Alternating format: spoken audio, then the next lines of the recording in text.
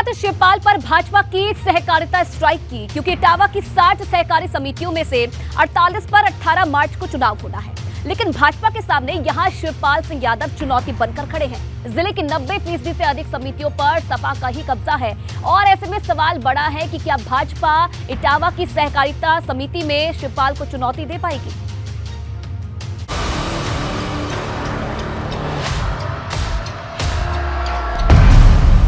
शिवपाल का तिलिस्म तोड़ने की तैयारी, सहकारिता चुनाव में कौन पड़ेगा भारी। शिवपाल पर भाजपा की सहकारिता स्ट्राइक।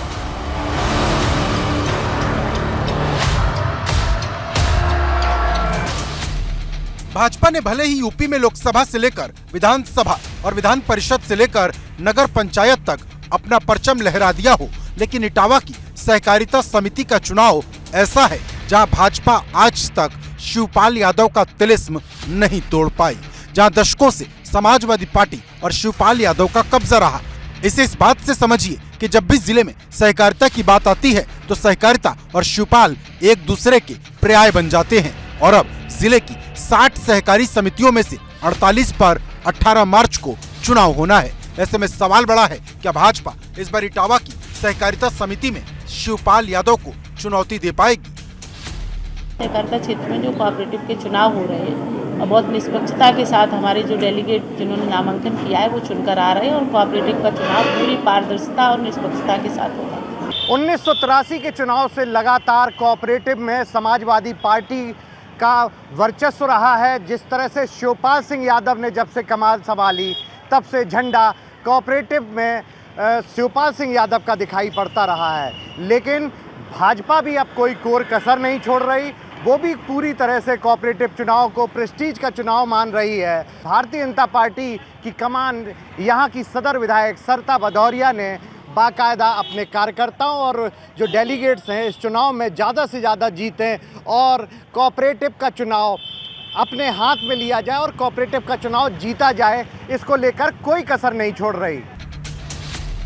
इटावा की सहकारिता समिति में शिवपाल के दमखम का अंदाजा इस बात से भी लगा सकते हैं कि जब सपा और शिवपाल यादव की राहें अलग थी तब भी भाजपा शिवपाल के सामने चुनौती नहीं खड़ी कर पाई।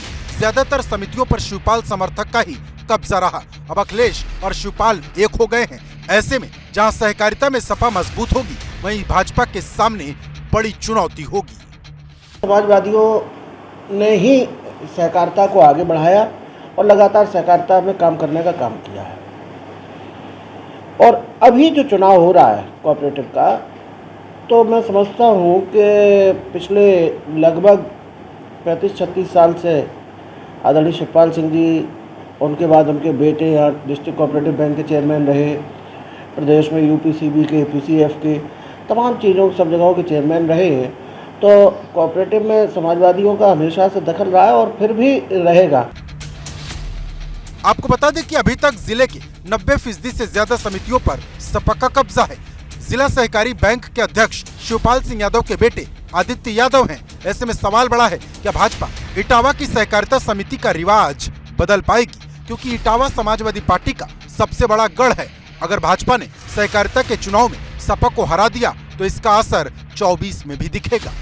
इटावा से अमित मिश्रा, एबीपी गंगा।